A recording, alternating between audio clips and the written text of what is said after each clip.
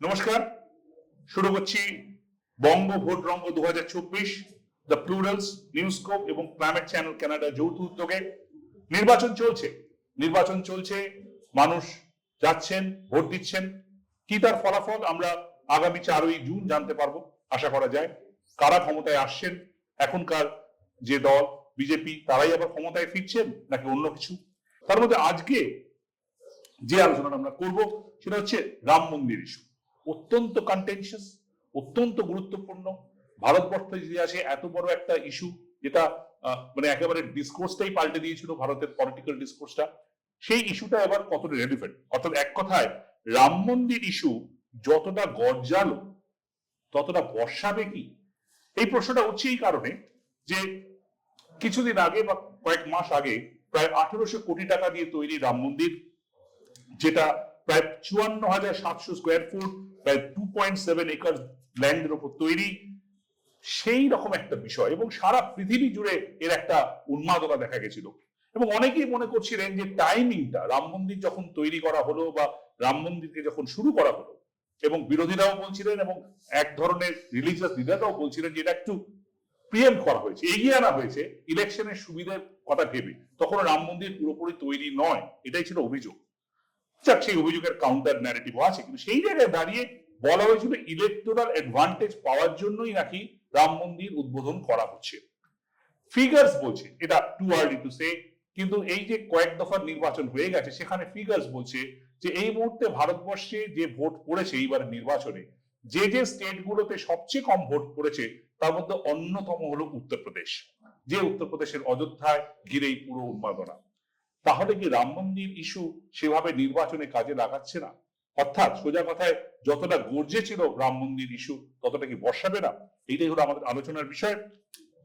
আমার সঙ্গে রয়েছেন শিখা মুখার্জি, বিশিষ্ট সাংবাদিক।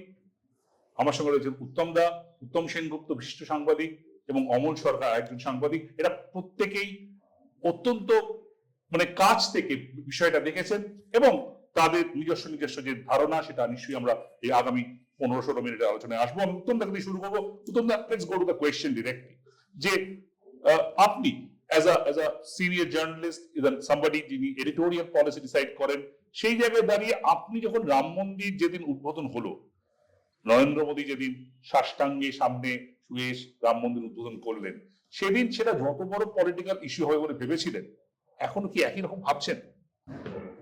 এটা শুনতে খুব অদ্ভুত লাগবে, কিন্তু রাম মন্দির প্রাণ প্রতিষ্ঠার আগে আমার নিজের ধারণা ছিল যে এটা আর কি 1 সপ্তাহ, 2 সপ্তাহ, 4 সপ্তাহ, তার বেশি এটা জের চলবে না।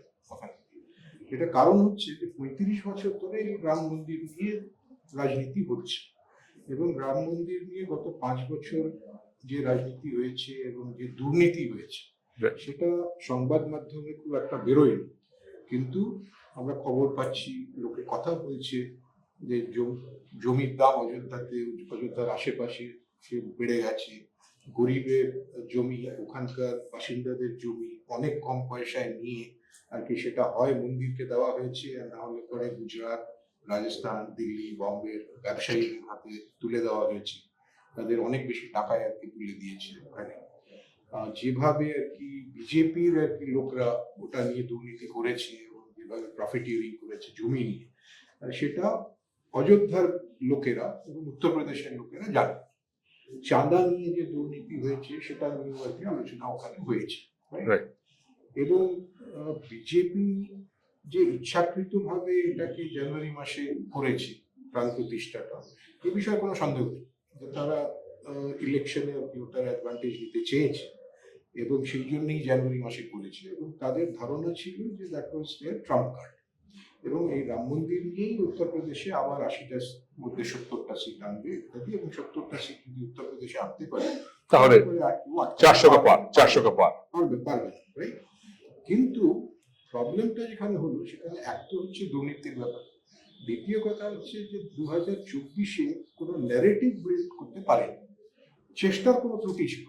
মানে বিজেপি এবং RSS তার 6 মাস আগের থেকে সে মহারাষ্ট্র থেকে শুরু করে রাজস্থান থেকে শুরু করে সবাইকে বলেছে যে তোমাদের দর্শন করাবার জন্য অযোধ্যা কাশী নিয়ে যাও, ঠিক সব পয়সা আমরা দেব। এবং তাদের ধারণা ছিল যে এই যে বাসে করে ট্রেনে করে লক্ষ লক্ষ লোককে আমরা নিয়ে যাব, একটা মাস হিস্টেরিয়া, সেটা সেটা একটা পোলারাইজেশন তৈরি করবে, সেটা একটা হিস্টেরিয়া তৈরি করবে এবং সেটার এফেক্ট আর ইলেকশনে দেখা যাবে। কিন্তু যেটা দেখা গেল সেটা ঠিক উল্টো হচ্ছে, এবং মহারাষ্ট্রতে হোক, রাজস্থানে হোক, বিহারে হোক, উত্তরপ্রদেশে হোক, সেটার কোন এফেক্ট আর কি আমরা আজ দেখতে পাচ্ছি। আমি একটু ডিটেলসে আসবো, তারা একটু শিখারি ভেরি ইন্টারেস্টিং যে উত্তমদা বলছেন যে উত্তমদার পার্সোনাল পারসেপশন থেকে যে এটা গোড়াতেই এবারে ইট ওয়াজ আ স্পেকটেকল, এটা একটা স্পেকটেকল ছিল। মানে ওই যে গত এত বছর ধরে রাম মন্দির নিয়ে যে একটা ন্যারেটিভ, মানে ওই ন্যারেটিভটা বজায় থাকলে বোধহয় রাম মন্দির না হলে বোধহয় would have been more beneficial rather than having it. তো আপনি তো এতদিন ধরে ইস্যুটাকে দেখছেন, তো আপনার কি মনে হয় যে Ram Mandir issue where does it stand? Okay, first and foremost, the narrative of Ram Mandir, যেটা সেটা কিন্তু এই জামানার বিজেপি নেতৃত্বের নয়। ফলে এই ন্যারেটিভটাকে নিয়ে কোন দিকে এগুলো কি হবে ইত্যাদি তাদের কিন্তু কোনো একটা খুব ভালো ধারণা নেই।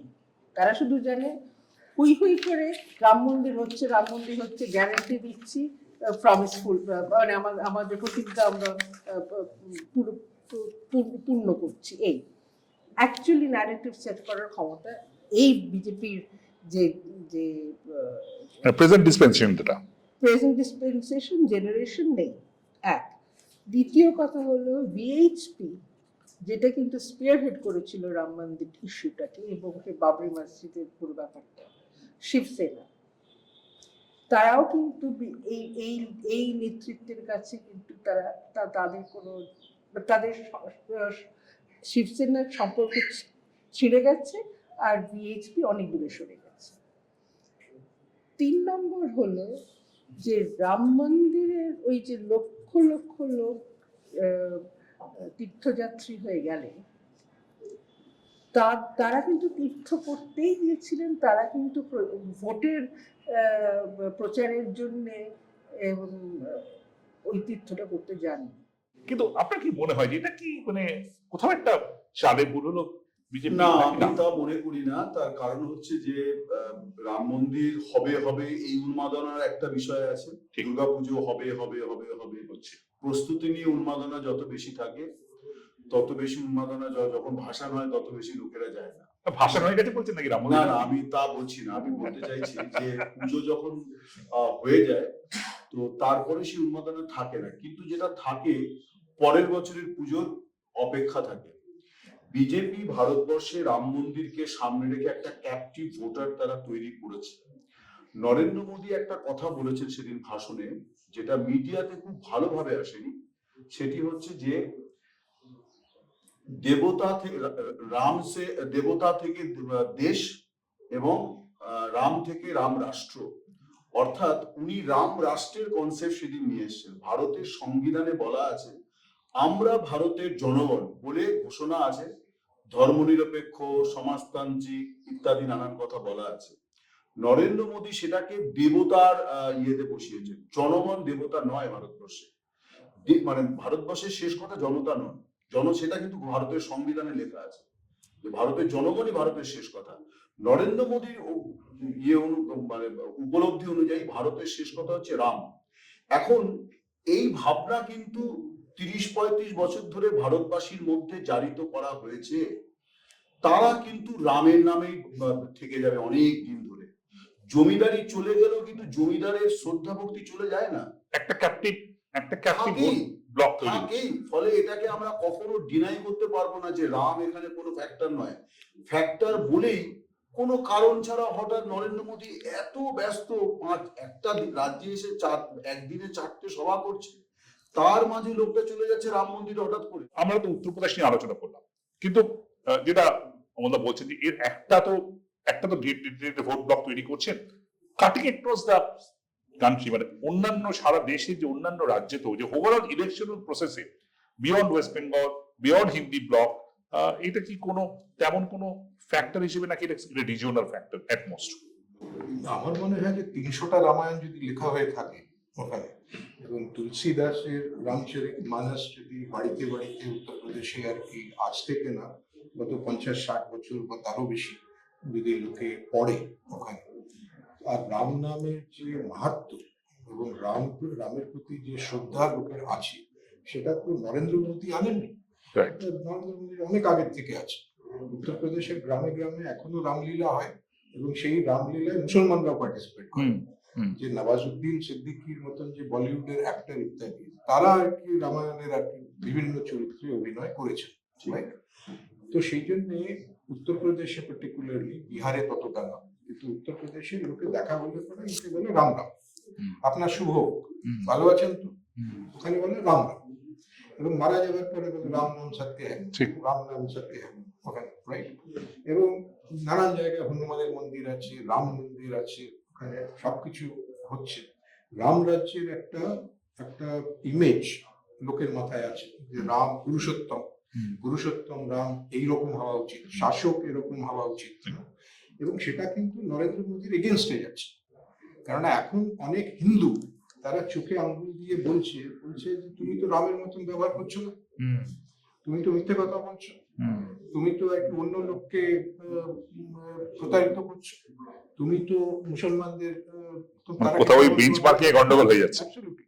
তো এই যে কম্প্যারিজনটা, যে নরেন্দ্র মোদী নিজেকে রাম মন্দিরের আগের থেকেই আর কি সে কাশিতে যাচ্ছেন, কুম্ভ মেলায় যাচ্ছেন, হরিজনদের পা জল দিয়ে ধুচ্ছেন, ওখানে স্কিউবা ডাইভিং করছেন, স্কিউবা ডাইভিং করছেন, ওখানে গিয়ে পুজো করছেন, সিকিউরিটি গিয়ে পুজো করছেন, কেদারনাথে গিয়ে ধ্যান করছেন।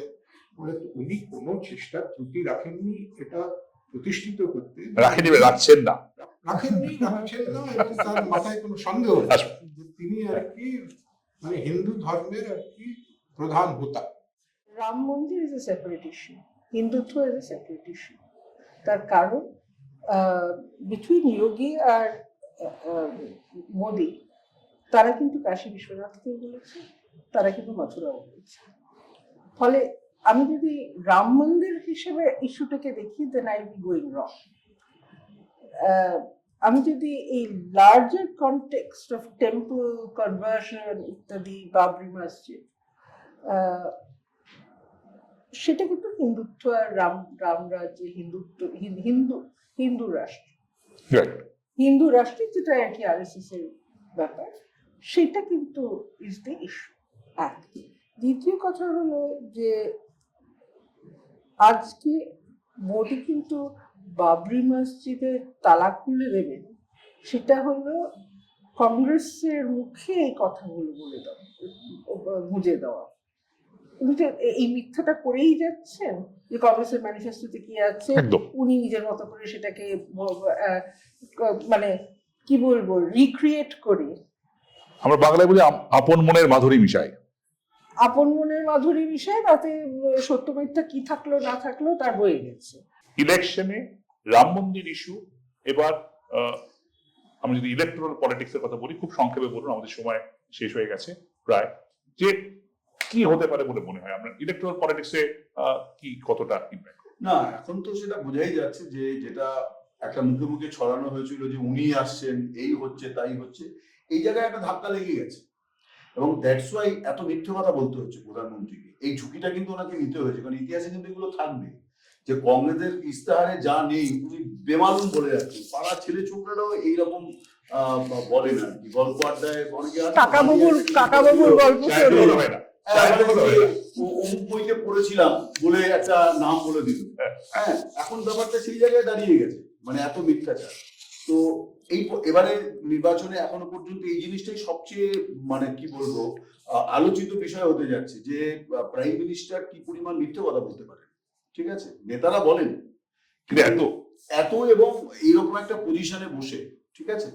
তো আমি যেটা আগে বলতে চাইছিলাম, উত্তমদা যে কথাটি বললেন, রাম রাজ্য হচ্ছে একটা সুশাসনের কনসেপ্ট, যেটা গান্ধীর একাধিক লেখাতে আছে। গান্ধী যে পত্রিকাগুলো মানে এডিট করতেন, প্রত্যেকটিতেই উনি এই নিয়ে তার অনেক আর্টিকেল লিখেছেন, সেটা সুশাসন। এরা যেটা বলছে যেটা রাম রাষ্ট্র, এর কনসেপ্টটা কিন্তু আসলে ভারতের যে সংবিধানটা, উনি বলছেন বটে আমি বদলাবো না, কিন্তু বদলালো আর কি না বদলালো তাতে এলো গেল কি, আপনি তো বদলে নিয়েই কাজ করছেন। ফলে এই যে রাম রাষ্ট্রের কথা উনি বলেছেন এবং আবার ওখানে গিয়ে যাচ্ছেন, সেটা হচ্ছে যে একটা হিন্দু সমাজের মধ্যে যারা ধর্মপ্রাণ মানুষের মধ্যে একটা অংশ আছে যারা এই উগ্র ধর্মীয় বিষয়টাকে মনে করে যে এই আইডেন্টিটিটাকে দিয়ে আমি অনেক কিছু ওভারকাম করতে পারবো, তাদেরকে উনি খানিকটা জাগ্রত করার চেষ্টা করছেন যে go to the booth and vote cast and in vote favour for- of vote for Ramrajya. Exactly. আমরা আলোচনা করলাম আমাদের রামরাজ্য ভিতরে হাইফেন থাকবে কি থাকবে না সেটাই প্রশ্ন। হাইফেন থাকলে একরকম, হাইফেন না থাকলে একরকম।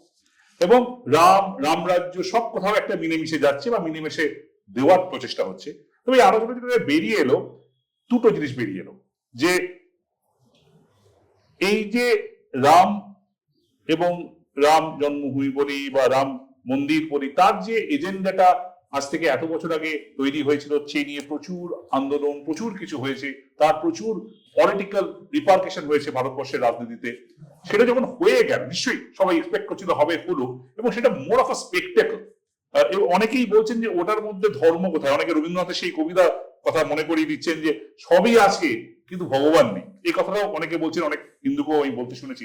সুতরাং সব মিলিয়ে এখানে যারা আছেন, যারা খুব ক্লোজ থেকে এই পলিটিক্যাল প্রসেসটাকে দেখেন বা দেখছেন, তাদের মনে হচ্ছে কোথাও যে বোধহয় যতটা ডিভিডেন্ড রাম জন্মভূমি দেওয়ার কথা ছিল বা রাম মন্দির দেওয়ার কথা ছিল বলে এক্সপেক্ট করেছিলেন Modi, and the way it was built up, সারা পৃথিবী থেকে লোক নিয়ে এসে, এবং উনি একাই, আর কোনো প্রায় নেতা নেই, এই হোল যে জিনিসে সাজানো হয়েছিল সেটা বোধহয় ততটা অন গ্রাউন্ড অপারেট করছে না। বোধহয় আমি আপনাদের সবার কথা রিফ্লেকশন করলাম। শুধু বিষয় জাস্ট কয়েক সেকেন্ড, সেটা হচ্ছে যে একটা গোড়াতেই উন্মাদনা থেমে গেছিল যখন এটা কোর্টের দ্বারা ফয়সালা হলো। অরিজিনালি ভিএইচপি এবং বাকিদের দাবি ছিল যেটা সরকারকেই করতে হবে, এটা জুডিশিয়ারির বিষয় নয়। ওকে, বাট এইখান থেকে কোর্ট তো মেনে নিয়েছে, মানে কোর্ট তো হিন্দুদের যে দাবি সেটাই মেনে নিয়েছে, সেক্ষেত্রে সেটা মেনে গেছে। আমাদের আলোচনা আজকে এখানে শেষ করছি, কিন্তু এই কথাটা বলে শেষ করছি যে রাম মন্দির, যেটা ভারতবর্ষের পলিটিক্সে বহু চর্চিত বিষয়, হয়তোবা এবারের নির্বাচনে ততটা গুরুত্বপূর্ণ হয়ে উঠছে না যতটা প্রধানমন্ত্রী নরেন্দ্র মোদী এবং বিজেপি দল ভেবেছিল। নমস্কার।